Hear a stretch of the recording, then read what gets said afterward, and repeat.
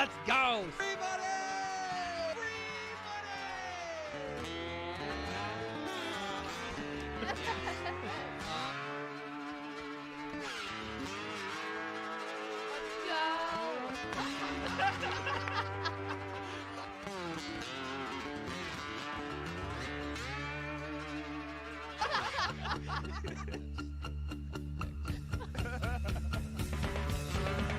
Hey, how to sing blues, baby. Shot glass in your hand. Yes, y'all. From the Dave Campbell's Texas Football Mothership here in beautiful Lewisville, Texas. It's Texas Football Today, a show that showered. My name is Greg Tepper.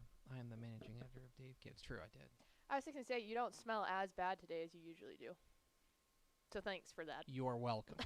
I appreciate you. My name's Greg Tepper. I'm the managing editor of Dave Campbell's Texas Football, a magazine, texasfootball.com, a corresponding website. Thank you for spending part of your day with us, whether you're watching us live at texasfootball.com or on the facebook.com or on Twitch or on YouTube, although we're not live. I probably shouldn't have said that.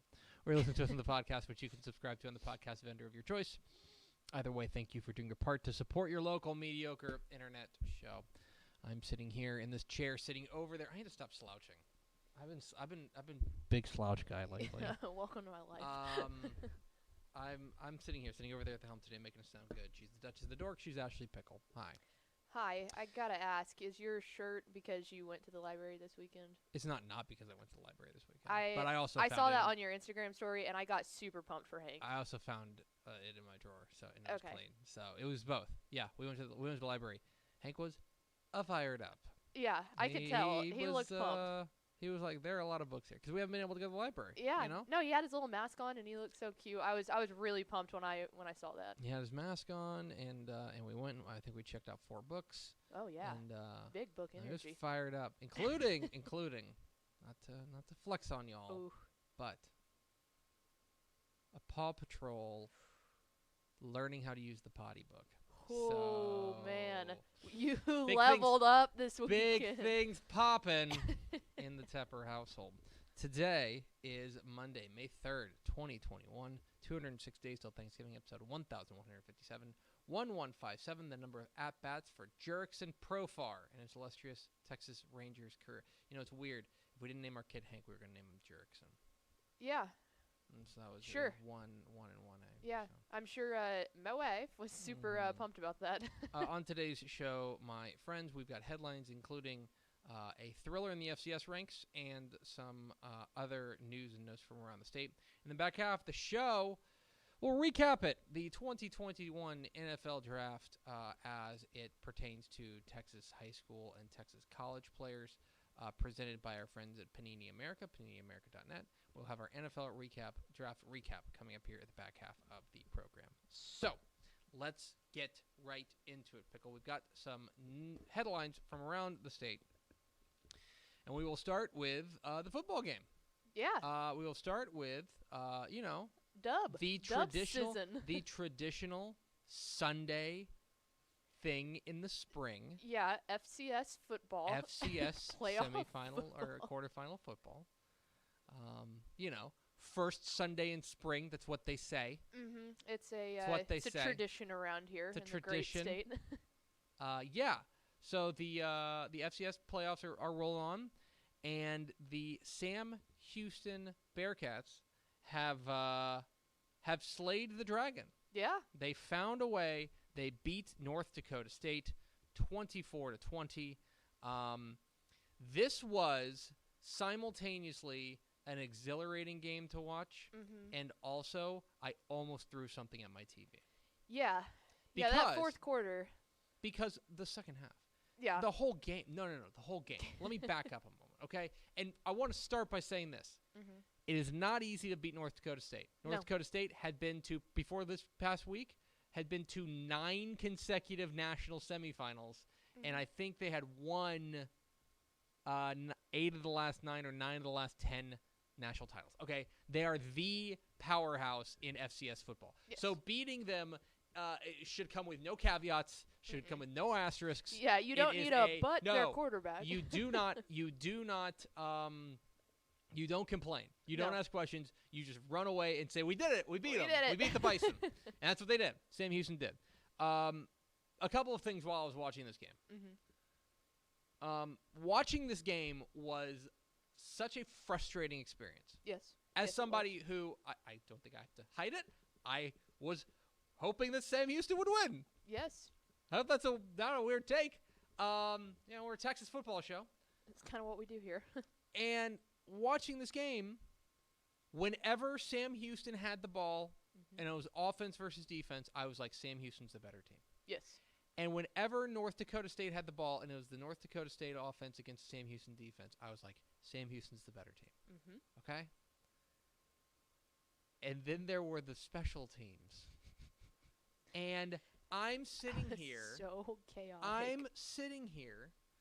First of all, North Dakota State they're down 10-0. Mm-hmm. Sam Houston's up 10-0. They have to punt it away. Mm-hmm. Blocked punt out of the back of the end zone, or out of the kind of the side of the end zone. In for safety. Okay, 10-2. Right? Then I think they go down and score 17-2, and you're like, This is it. back in the Take them saddle. to church. Dagger. You know? Pew, pew, pew, pew, pew. North Dakota State returns the ensuing kickoff for a touchdown. and then they return a punt for a touchdown. Yep. To tie the game. Mm-hmm. This is a North Dakota State team that, in my opinion, I don't want to say they were overmatched. They but couldn't like get anything going. They were not anywhere close to the better team. No, if you take special teams out of it, it is and housed yet, the whole time. Sam Houston could not make a single play on special teams, and I'm sitting here going, "Oh my God! You just need one tackle. Are you gonna spit the bit Mm-hmm. because you can't cover kicks?" Yep. Is that what's gonna happen? But instead, Eric Schmid puts on the case. He runs for a go-ahead 6-yard touchdown run with 3:39 left. Mm-hmm. That was another thing. I'm not going to pretend to be a national FCS expert. Right. I'm not going to pretend to tell you that that I've seen every FCS team No. in America. On a normal year, you're not tuning into every FCS game. And I'm not in the spring either. Right. Okay? I'm not. I'm paying attention to the Texas teams, and that's about it. Yep. It's my job.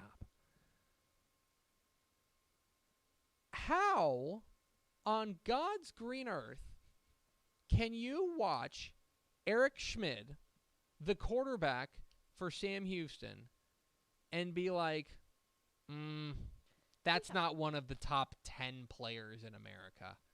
I'm don't sorry. know. How can you watch him and not say that's not one of the top 3 players in America at the FCS level? I mean, this kid, some of the He's throws that he made, phenomenal. not only did he come through when it counted and ran for the go-ahead touchdown, he ended up throwing for 227 yards and a touchdown. He had a couple of throws that were like, I mean, they were the kinds of throws, let's be real, they were the kinds of throws that if Justin Fields made them, we would never stop seeing the highlights. No, it would be consistent. They would open up Sports Center with it every time they possibly could. I just don't, I don't understand. What I'm talking about is that he's not a finalist for the Walter Payton Yep, Award. I was going to say, Shahan tweeted that out, and it's like, What are you watching? What are you watching? Am I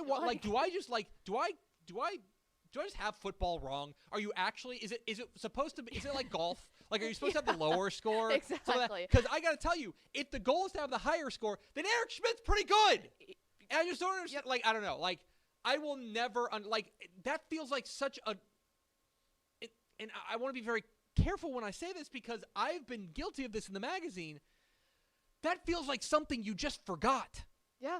Really and truly. That's the only way that I can explain it. How you don't put Eric Schmid, who is the captain and the leader of what may in fact be the best FCS team in America, on the Walter Payton Award finalist list. I just that it feels like something that they set the list in and they high five. They go, "Hey, we remember to put Eric Schmid on there, right?" And they go, "Oh crap!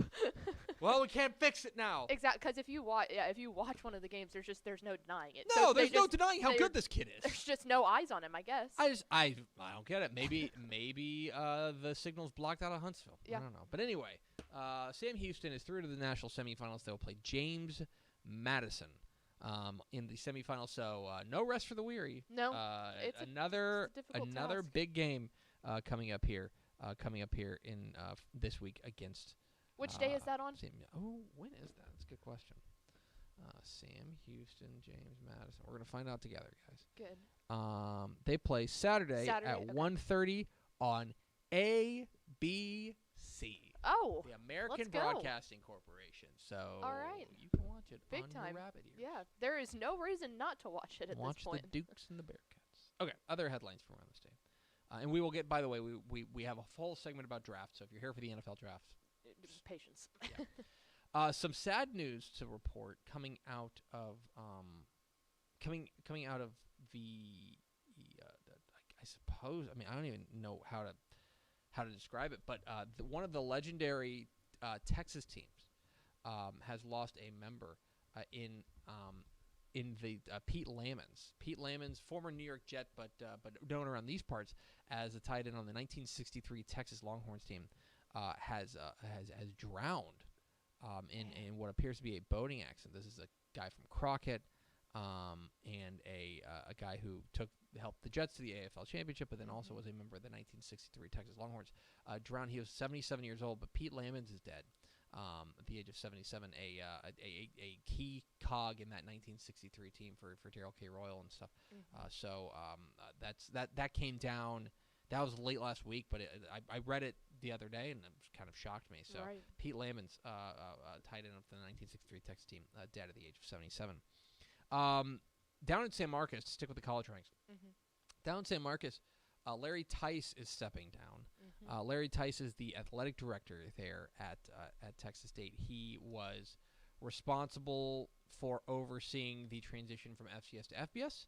He was responsible for hiring Des Francione. He was responsible for hiring Everett Withers. He was responsible for hiring Jake Spavital. He's retiring after 17 seasons. Normally, whenever you see an athletic director change, you wonder about the job security of the head coach. Absolutely. I would say that makes 2021 even more important for Jake Spavital, just to prove to whoever the new guy is, hey, I know what I'm doing. I'm worthy of sticking around here. Don't you worry about it. But anyway, something to keep an eye on. Larry Tice, the athletic director at Texas State, is stepping down. Speaking of stepping down, I would say one of the more underrated Texas high school football coaches, maybe ever, Okay. has decided to retire, and I'm talking about Blake Bryant. Blake Bryant is retiring at Canyon. He had been there for 21 years. He racked up 158 wins in that time. He was always a gentleman to deal with. 21 years there at Canyon. He met his team and told them that he was retiring. He's the son of Bill Bryant, who is a THSCA Hall of Honor member. He's a graduate of Dublin High School. This is a guy who bounced around a little bit. He was at Pasadena Rayburn for a year before he went to Odessa High as offensive coordinator. Went to Temple for a bit before he settled in the Panhandle there in Canyon. But a terrific football coach out there in Canyon who probably never got his due. But Blake Bryant has called it a career. 158 wins in 21 seasons. So we certainly wish the best for Coach Bryant, who's always been a good friend of Dave Campbell's Texas football as well. So wish the best for him in retirement. Some sad news from far out west. And I hate to, boy, it just feels like I'm doing nothing but. Yeah, that seems to be the trend the past couple I'm doing weeks. bad. I'm doing bad stuff. I'm a big jerk, but we all knew that. And that is that Don Brooks. Don Brooks, the legendary El Paso Coronado coach, has died at the age of 79. He was the head coach at Coronado for 35 seasons. He is the dean of El Paso high school coaches. Yes. He is the guy. He's the guy that everyone says, well, if I could just be a little bit like Coach Brooks, then I'll be okay. Right. Out there in El Paso. A couple of years ago, boy, now it's like 6 years ago, something like that. Time is no meaning. I went out to El Paso to write a story about football in El Paso, both with UTEP and then at the high school ranks. And the name that you heard all the time was Coach Brooks, was Don Brooks. Set the standard. What he did at Coronado was unmatched fundamentally. I mean, this is a guy. let's put it this way, and obviously it's different circumstances, right? I'm certainly not comparing the two. Mm-hmm. But this is a guy who has 228 wins in his career. Gary Joseph's at 227. Less time for Gary Joseph. Mm-hmm. What I'm saying is that, like, from a winning ball games perspective, I mean, He's up there. Don Brooks is one of the best that's done it, and a terrific coach. Dead at the age of 79, Don Brooks, the legendary El Paso Coronado coach, has passed away. Elsewhere, another coaching move. Rowlett, you may remember our good friend Doug Stevens. Mm-hmm. Doug Stevens, who still is involved and very heavily involved with the 7-on-7. I think he's still the big man in charge. I think he's still the Grand Poobah. Yeah. I think it's actually on his business card. Yes. He can confirm. He retired from Rowlett after a long career there. So Rowlett was open. They have found their coach. They have hired Allen offensive coordinator Derek Alford to be their new head coach. A lot of shifting sands there obviously with a new coach at in John Morris. Mm-hmm.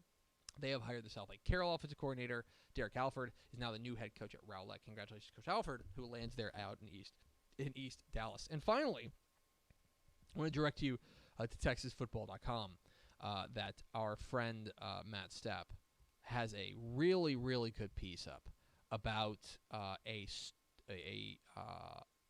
coach who is who's deciding to use tragedy. Use tragedy is the wrong word. Turn tragedy into something positive. And I'm talking about the story of what's going on in Cotulla. Cotulla has hired Marcus Booker to be their new head coach, and that is probably something. Let's just be honest. You probably don't think a ton about Cotulla High School football. It's not a powerhouse name that really comes to mind. No, doesn't spring to mind. On Wednesday, they hired Marcus Booker to be their next athletic director and head coach. He had been retired. Mm-hmm. He was a guy who had been at Cotulla and from 2002 to 2008. He led them to a state semifinal during that span. Really got them to the best heights that they've ever achieved. Mm-hmm. He had been retired and out of coaching. He has decided to get back in the coaching game, inspired by, fueled by, however you want to phrase it, the passing of his wife. His wife passed away due to COVID-19 during the pandemic, and Matt Stepp talked with him about why he's getting back in the coaching ranks, and he basically said, that football is helping to fill the void. Right. That this is a guy who obviously, whenever you lose your spouse, it's a tragic situation. He's using football and getting back into football to help fill that void. He said he's got that itch to get the whistle back on and playing, and an opportunity to come back to the site of his great success there in Cotulla was too much to pass up, especially considering the circumstances. He's a Jetson grad. He's a disciple of D.W. Rutledge, and a guy that on that expansive coaching tree. certainly. And so this is going to be a guy who keep an eye on Cotulla. It's an interesting story out there, and Matt Stepp's got a great piece up on TexasFootball.com. So make sure you check that out. And those are some headlines from around the state. We are Texas Football Today. We're here every weekday at noon on TexasFootball.com, talking football in the Lone Star State. You can follow us on Twitter at DCTF, like us on Facebook, Facebook.com/Dave Campbells. Follow us on Instagram, Instagram.com/Dave Campbells, and of course, see us at TexasFootball.com. TexasFootball.com is where you can find complete coverage of high school football, college football, and recruiting all across the Lone Star State. I hope you will consider becoming a Dave Campbell's Texas Football Insider at TexasFootball.com/subscribe. Okay. So the reason I look tired, the reason you see these bags. It's bag season. It's bag season. The reason I look tired is because I've been up late working on the 2021 summer edition of Dave Campbell's Texas Football. I was writing the 5A preview last night. And so Thrilling. And so, if you want your copy of the 2021 summer edition of Dave Campbell's Texas Football, you want it mailed directly to you before it hits newsstands, you can become a Dave Campbell's Texas Football Insider at TexasFootball.com/subscribe, our subscription package. You get 2 magazines, including the summer edition, mailed to you before it hits newsstands, as well as the recruiting edition, plus a year's worth of exclusive online content at TexasFootball.com. If you go to TexasFootball.com/subscribe to become a Dave Campbell's Texas Football Insider, and furthermore, if you want to go to TexasFootball.com/subscribe, it's a great gift. Sunday is Mother's Day. Sunday's Mother's Day. TexasFootball.com/subscribe. If you go to become a Dave Campbell's Texas Football Insider, or make your mom a Dave Campbell's Texas Football Insider. She would love that. She would definitely love that. Also, real fast, I don't know how much you looked at the Dave Campbell's Instagram account this weekend, but our digital director William Wilkerson was down at the Hall of Fame induction, and if anyone hasn't been to the Hall of Fame, go check out our Instagram. It's just at Dave Campbell's. But it's really cool. Will got some really cool pictures of behind-the-scenes stuff at the Hall of Fame and all of that. So if you haven't been there, go check those out because Will did a good job kind of capturing the sights and sounds of that. Most certainly. Most certainly. So go check out our social media feeds and check out everything going on at the Hall of Fame this weekend. Okie dokie. Pickle. I don't know if you knew there was a sporting event this weekend? A sports adjacent event? Sports adjacent. Sports there were adjacent no event. sports being played. No. We're going to recap, not recape, the 2021 NFL draft as it pertains to Texas here in the state of Texas. And look, I'm not going to lie to you guys. Another great year for Texas in the NFL draft. 33 Texas high school football players. See, here's the thing. Now, and that's a cause for a little bit of debate, okay? Okay. Oh. What is the number? Because my question is, what do you do with a guy like Kellen Mond? Kellen Mond, of course, played football in San Antonio before he transferred for his senior year to IMG Academy in Florida. Do you consider him a Texas high school football product? I say yes. You know why? Because I'm a jerk, and I'm in this for me. This is brought to you by our good friends at Panini America, PaniniAmerica.net, for the latest trading cards. I know that's all the hotness right now. The cards are back. Everybody's trying to get their hands on some cards. And so if you go to PaniniAmerica.net for cards and stickers, that's where you can find TexasFootball.com. It's where you can get a link there. Yeah, and they come like instant. That was so cool. Oh yeah, I just think that's so cool how they can do that. Like, it really is. You would think that would take a hot minute. So Texas produced the most players this year in the NFL draft. 35, 34. It doesn't matter because in second place was California or Florida with 32. So no matter what, however you slice it, Texas has the most players. And there was this is not as big of a gap that we've seen in this is not as big of a gap that we've seen in past years. For example, in 2020, Texas produced 33, and the second most was 23. They lapped the field. So Florida helped catch up, but what you ended up seeing here in the 2021 NFL draft was again a lot of domination from the state of Texas as far as players going throughout the course of the draft. We mentioned it earlier today, or last week rather, that there were 3 Texans taken in the first round of the NFL draft in Jalen Waddle from Bel Air Episcopal, Rashawn Slater from Fort Bend Clements, and then the twofer, and then Peyton Turner, from Houston Westside, as well as the University of Houston. Then when we got into the second round was when things kind of hit another level. That's when things like the depth really started to show for the state of Texas, starting in the second round. You had Levi Onwuzurike, the tackle at Allen. Good job, bud. Went to Washington. Spot on. It's early. I've only had half a cup of coffee. He went to Washington at number 41. I thought Trevon Moehrig, the safety out of TCU, going number 43 overall to the Raiders was maybe the steal of the draft. Of course, absolutely. From Smithson Valley. I thought he was among the best defensive backs in the country last year. I think we all agreed on that. He won the Thorpe Award last year, so he certainly got something. Walker Little from Stanford and Bel Air Episcopal went number 45 overall. Then Sam Cosmi, the tackle from Texas, went from Atascocita, went number 51 overall. Daria Odeyingbo from Vanderbilt and Carrollton Ranchview. Super cool to see Carrollton Ranchview go on the board in the NFL draft. Yeah. He was 54th overall in the second round to Indianapolis. And then Nick Bolton from MIZ and Frisco Lone Star goes 58th overall to the Chiefs there, as well as Kyle Trask goes in the second round to Tampa Bay. He will get to learn under Tom Brady. And, of course, Kyle Trask, very famously not the starting quarterback at Manville, It now Yep. goes 64th overall in the NFL draft, so pretty good little run for him. Speaking of quarterbacks, in pick 66 in the third round, Minnesota drafted Kellen Mond out of The course, pictures Texas A&M. were awesome. Did Oh, you yeah. see the pictures from his celebration at the house? That was really cool. Very cool. Kellen Mond goes 66th with the a very nice pick at number 69. Joseph Osai goes to Texas out of Conroe Oak Ridge. Milton Williams out of Crowley, who was one of the best players in Conference USA last year, at least from a defensive Yeah, perspective. from Marshall. He goes to Philadelphia. That's number 73. Mansfield's Paulson Adebo goes 76th to Stanford, or out of Stanford goes 76th to the Saints. Super cool to see Plano's Brandon Stevens out of SMU going 104th overall. Baron Browning, of course, at one point he was on the cover of our recruiting magazine.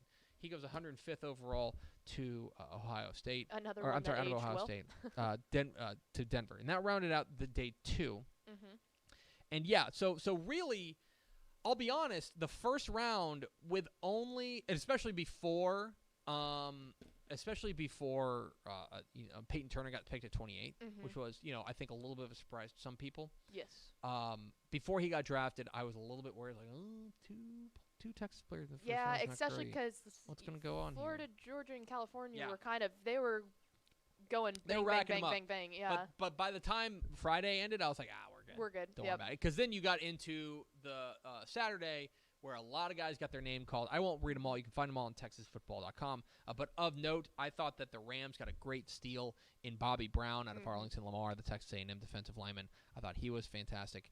I believe the first, or if you don't count Kellen Mond as a Florida kid, and I don't, then the putting them on first Texas player who didn't play high school, or the first Texas college player who didn't play high school football here, got drafted 123rd overall was Zach McPherson, the corner out of Texas Tech, when he got drafted by the Eagles there. Elsewhere, I thought that the Steelers did well to grab Dan Moore out of Texas A&M, 128th overall. The Bucks grabbing Jalen Darden. I was going to say, do you want to give us a call? Yeah, We'll call. get there. 129th overall, the Bucks grabbed Jalen Darden in the 4th round. Then we got a run on wide receivers because Tylen Wallace went. Buddy Johnson, I thought a great pick for the Steelers. Yes. To go grab Buddy Johnson out of the Pride of Dallas Kimball Go Knights and in Texas A&M with the 140th pick. Taquan Graham out of Texas, another guy. That was a guy. This just shows my age, because he was on that Temple team that went to a title game and lost to Highland Park, which was the first of their three-peat. Yes. And Taquan Graham was one of the most physically intimidating people I've ever stood next to. That was a large child. Was that in 15? 16? 16. I want to say 16. Okay, I guess that would make 16 sense. sounds right. 16 or 17. 16. I think it would be 16. Anyway, Taquan Graham is now a member of the Atlanta Falcons. Caden Stearns, a member of the Denver Broncos, after going and he was a former Super Team Defensive Player of the Year in Dave Campbell's Texas football. Of note there. Elsewhere, Ernest Brown IV out of Northwestern goes to the Rams, the defensive lineman out of Denton Ryan. Cool to see him get drafted. Marquez Stevenson, I don't know how in the world he fell to 203rd. Yeah. I have no idea. I just don't. I mean, I know why, which is that he was hurt for 2020. But Talk about a there's sleeper pick. I mean, there's film before that, right? Yep. I thought that was a fantastic. What was grab the for injury Bills. again? It was a knee injury, if I remember okay, correctly. I was just so gonna say, it's but not, I think it was one of those things that it didn't feel like it was going to have insanely long-lasting effects too, Let's which see, is what one of was those things. his? Marquez Stevenson. They said it was an undisclosed injury, but Okay. it was a leg injury. It was a is leg, what yeah. So I don't know if they ever came out and directly Yeah, said I was just wondering if they were concerned that it might be a reoccurring thing at that point. Because other than that, yeah, I was shocked he fell that low. Former Dave Campbell's Texas football cover boy Sam Ellinger is heading to the Indianapolis Colts. He was actually on the cover twice because he was on the secondary cover, if you remember, with Todd Dodge. Yes. And then he was on the cover of the 2019 edition. He went 218th overall to the Indianapolis Colts. Jack Anderson, who was one of the best high school offensive linemen I think I ever watched at Frisco. And he went to Texas Tech. He got taken by the Bills in the 7th round. Kerry Vincent. This is what's cool for me is that I remember these kids being super teamers. Like, I remember these guys, like, laying out their names in the magazine and be like, man, Kerry Vincent, like, now he's going to be on the Broncos, right? And then, finally, and I mean this finally, we had Mr. Irrelevant. We did. Mr. Irrelevant, of course, is the nickname for the final pick of the NFL draft. And this year, we've had it in a couple of years. I was going to ask if you knew. We've had some Texas ties in the past for Mr. When the Irrelevant. last one was. I want to say a couple years ago, maybe like 2018 or 2019, there was Mr. Irrelevant. Okay. I can look that up, actually.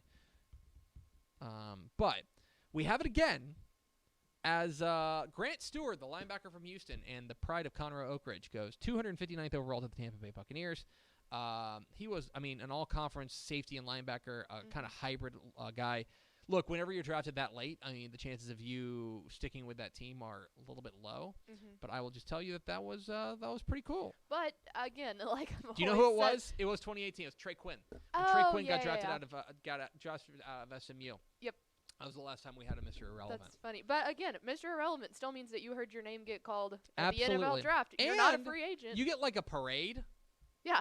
You do. You get what do? You get a parade in some Newport Beach, California.